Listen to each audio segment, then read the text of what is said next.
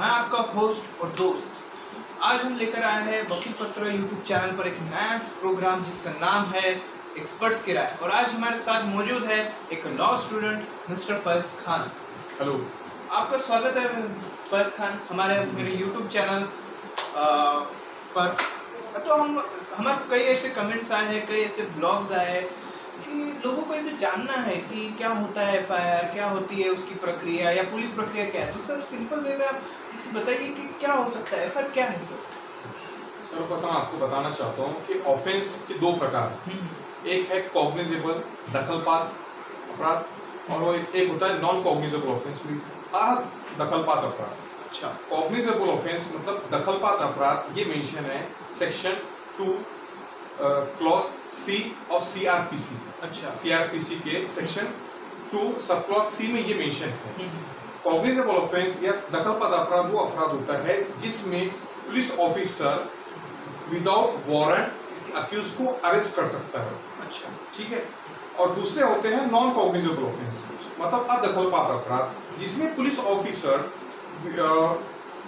बगैर वारंट के किसी भी अक्यूज को अरेस्ट नहीं करता। उसे अरेस्ट करने के लिए मजिस्ट्रेट के द्वारा दिया गया वारंट की आवश्यकता होती है। तो जब कभी भी कोई ऑफेंस जो कि कॉग्निजेबल ऑफेंस होता है उसका जब कमीशन होता है तो उसके बारे में रजिस्ट्रेशन, जब कॉग्निजेबल ऑफेंस का रजिस्ट्रेशन करना पड़ता है तो ये मेंशन होता है सेक्शन 154 ऑफ सीआरपीसी। मतलब सीआरपीसी की धारा 154 के तहत कॉग्निजेबल दखलपात अपराध का रजिस्ट्रेशन होता है। तो सर आपने जैसे अभी बताया कि दखल पात्र तो ये कैसे आप ये देखते हैं कि जैसे भारतीय दंड संहिता जो 1860 का है तो उस हिसाब से आप लोग ये इसे देखते हो, उस नजरिए से देखते हो कि ये कॉग्निजेबल या नॉन कॉग्निजेबल दखल पात्र या अदखल पात्र में आ सकता है, कैसे? तो इसके बारे में कि कोई ऑफेंस कॉग्निजेबल या नॉन कॉग्निजेबल है इसका पता हमें शेड्यूल 1 ऑफ सीआरपीसी से पता चलता है कि वो कोई आईपीसी के कुछ ऑफेंस ये कॉग्निजेबल है कि नॉन कॉग्निजेबल है, या आईपीसी के अलावा जितने भी एक्ट्स है उसमें ये मेंशन होता है, वो अपराध के साथ में ये मेंशन होता है कि अपराध ये ऑफेंस ये कॉग्निजेबल मतलब दखलपात्र या नॉन कॉग्निजेबल अदखलपात ऑफेंस है। अच्छा, तो सर जैसे आपने एफआईआर के बारे में भी बताया तो ये सर कौन ये कर सकता है, किस रैंक ऑफिसर से लिख सकता है या कैसा क्या होना चाहिए, क्या है सर? ये एफआईआर का रजिस्ट्रेशन का अधिकार किसे है, ये इसके बारे में भी हमें सीआरपीसी सेक्शन 2 सब क्लॉज ओ में ये बताया गया है कि officer incharge of the police station या एसएचओ को ये अधिकार है कि एफआईआर का रजिस्ट्रेशन करे। लेकिन अगर एसएचओ या पुलिस स्टेशन हाउस ऑफिसर अगर एब्सेंट है या उसकी गैर मौजूदगी में कोई भी ऑफिसर जो कि कांस्टेबल रैंक के ऊपर का है वो एफआईआर का रजिस्ट्रेशन कर सकता है। तो जैसे सर आपने सीआरपीसी बताया, तो सीआरपीसी का मतलब कैसा मतलब क्या होता है, उसमें सब क्रिमिनल प्रोसीजर होती है या कुछ और भी होता है, या आप जैसे भारतीय दंड संहिता को भी मिक्स करते हैं, तो कैसा है सब? कैसा? क्रिमिनल लॉ दो प्रकार के हैं। अच्छा। एक है हमारा इंडियन पिनल कोड। अच्छा। और दूसरा होता है क्रिमिनल प्रोसीजर कोड। अच्छा।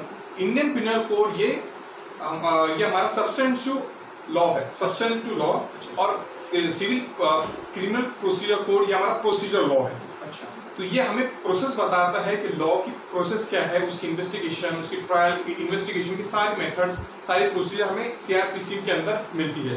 और अपराध ऑफेंस उसकी पनिशमेंट ये किस कोर्ट मतलब कोर्ट ऑफ मजिस्ट्रेट के द्वारा ट्रायबल है या कोर्ट ऑफ सेशन द्वारा ट्रायबल है, ये हमें आईपीसी में मिलता है। तो मतलब ये आईपीसी और सीआरपीसी ये दो अलग अलग टाइप के लॉ है, एक है सब्सटेंटिव लॉ और दूसरा है प्रोसीजर लॉ।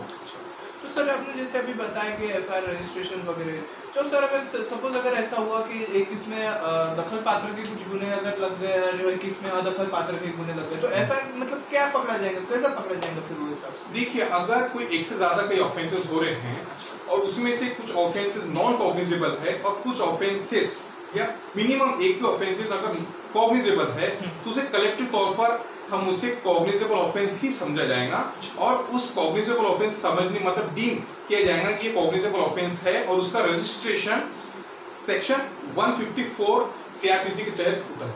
अच्छा, तो सर ये जैसे अभी आपने एफआईआर बताया, कई हमारे को कई ऐसे कमेंट्स आए हैं, या जैसे हमने एक दिन पहले कहा था कमेंट्स आए हैं, कई हमारी जो वकील पत्र जो .com है उस पर भी ऐसे हमारे कमेंट्स आए हैं कि जैसे हमने बताया था कि फैज़ खान आने वाले लॉ एक स्टूडेंट, तो हमारे उन्होंने बोला है कि 0 एफआईआर जानने के लोगों की बहुत इच्छा है, तो 0 एफआईआर क्या होता है सर?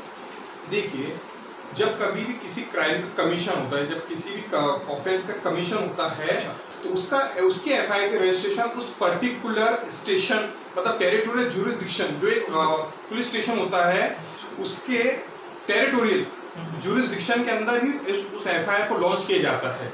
लेकिन जब वो पुलिस स्टेशन के टेरिटोरियल ज्यूरिसडिक्शन के अलावा उस जहाँ पर कमीशन ऑफ द क्राइम हुआ है, जहाँ पर अपराध हुआ है, उसके स्टेशन के अलावा, उसके टेरिटोरियल ज्यूरिसडिक्शन के अलावा किसी दूसरे पुलिस स्टेशन में एफआईआर की रिपोर्ट लॉन्च की जाती है, एफआईआर लॉन्च की जाती है, तो उसे हम कहते हैं 0 एफआईआर। 0 एफआईआर में क्या होता है कि एफआईआर को सीरियल नंबर नहीं दिया जाता, उसको सिर्फ 0 एफआईआर करके मेंशन किया जाता है, और बाद में फॉर द टाइम भी और कुछ समय बाद में उस एफआईआर को ट्रांसफर किया जाता है अप्रोप्रिएट पुलिस स्टेशन में। मतलब जिस पुलिस स्टेशन को उसका टेरिटोरियल ज्यूरिसडिक्शन है, वहां पर ट्रांसफर किए जाने के बाद में उस एफआईआर को सीरियल नंबर मिलता है, एफआईआर को सीरियल नंबर मिलता है, और उस एफआईआर के नंबर से वो जाना जाता है। अच्छा सर, जैसे आपने यहाँ पे एफआईआर बताया और आपने जैसे 0 एफआईआर बताया, तो इनके कैसे एविडेंटरी वैल्यू वगैरह कुछ ऐसा होता है क्या? ये क्या होती है एविडेंटरी वैल्यू, कैसा क्या है सर? एक्चुअली ये कितने ऐसे जजमेंट है जिसमें ये बताया गया है कि एफआईआर ये सब्सटेंटिव पीस ऑफ एविडेंस नहीं है, ये सिर्फ एविडेंस में उतना ही काम आता है कि ये कोरैबोरेटिव पीस ऑफ एविडेंस है, सिर्फ कोरैबोरेटिव, ठीक है। मतलब कॉन्ट्रडिक्शन के अलावा एक होता है कोरैबोरेशन करना किसी एविडेंस के साथ में, उतनी ही इसकी वैल्यू है। मतलब जैसे भारतीय साक्ष्य पुरावा कायदा जो है 1800 जब का भी है, तो फिर वो हिसाब से फिर आप लोग उसको ये डिस्क्राइब करते हैं, उस हिसाब से इसके डिस्क्राइब किया जाता है कि एक होता है कोरैबोरेटिव पीस ऑफ एविडेंस और एक होता है कॉन्ट्रडिक्टरी। ठीक, तो एफआईआर की वैल्यू है कोरैबोरेटिव पीस ऑफ एविडेंस है। तो सर अगर किसी ने अगर गलती से कोई एफआईआर के बारे में या गलत से एफआईआर हो गया, तो फिर क्या करना चाहिए सर? हाँ, अगर किसी ने मैलिशियस इंटेंशंस से या किसी पर्सनल मैलिशियस इंटेंशन से किसी ने एफआईआर लॉन्च की, तो एफआईआर लॉन्च होने के बाद में हम उसे एफआईआर को कॉश नहीं कर सकते। कॉशिंग ऑफ द एफआईआर जो है उसका अधिकार सिर्फ हमारे सेक्शन 482 सेक्शन 482 ऑफ सीआरपीसी में दिया गया है, जो कोर्ट को हाई कोर्ट को इनहेरेंट पावर देता है। Inherent power of the high court ये है कि वो एफआईआर जो लॉन्च हुई थी उसको कॉश कर सकती है, मतलब उसे सुमूल से नष्ट कर सकती है। ताकि ये inherent power of the high court इसलिए दिया गया है ताकि हम एम्स ऑफ जस्टिस को अचीव कर सके, इसलिए। अच्छा, धन्यवाद। ये था हमारा पार्ट 1 जो एफआईआर के ऊपर था, और जल्दी ही हम इसके पार्ट्स कई लेकर आएंगे। सबसे पहले अगर आपने इस चैनल को सब्सक्राइब नहीं किया है तो सब्सक्राइब कर लीजिए, और बेल आइकन दबाना ना भूलिए, और बेल आइकन दबाते ही ऑल कीजिए, जिसकी वजह से हमारे जो भी वीडियोस मिलेंगे सबसे पहले आप ही को मिलेंगे। और जो भी अब अभी लॉ स्टूडेंट्स आए हैं हमारे साथ में, मिस्टर फैज़ खान, हम इनका धन्यवाद करते हैं कि इन्होंने बहुमूल्य अपना वक्त दिया, बहुमूल्य अपना टाइम दिया और बहुमूल्य ज्ञान दिया। जैसे ही हम पार्ट 2 या पार्ट एपिसोड्स लॉन्च करेंगे, सबसे पहले आपको नोटिफिकेशन आने के लिए प्लीज सब्सक्राइब करें, लाइक कीजिए, शेयर कीजिए, जिसकी वजह से लॉ का जो नॉलेज हो वो हर एक व्यक्ति तक पहुंचे। और यही हमारा कारण है जो हमने जो एक्सपर्ट्स का जो एक प्रोग्राम शुरू किया है, एक्सपर्ट्स की राय, जिसकी वजह से हर एक व्यक्ति को हर एक जन को वो एक नॉलेज मिले कि क्या करना चाहिए। अगर किसी के ऊपर एफआईआर अगर ये होती है या किसी के ऊपर कुछ गुनाह हो जाता है तो एफआईआर क्या होता है, कैसे क्या लॉन्च करना चाहिए, जिन्होंने बहुमूल्य ज्ञान दिया। हम जल्दी ही पार्ट 2 या एपिसोड 2 के साथ में लौटेंगे, देखना ना भूलिए, और प्लीज सब्सक्राइब कीजिए एक्सपर्ट्स की राय। धन्यवाद।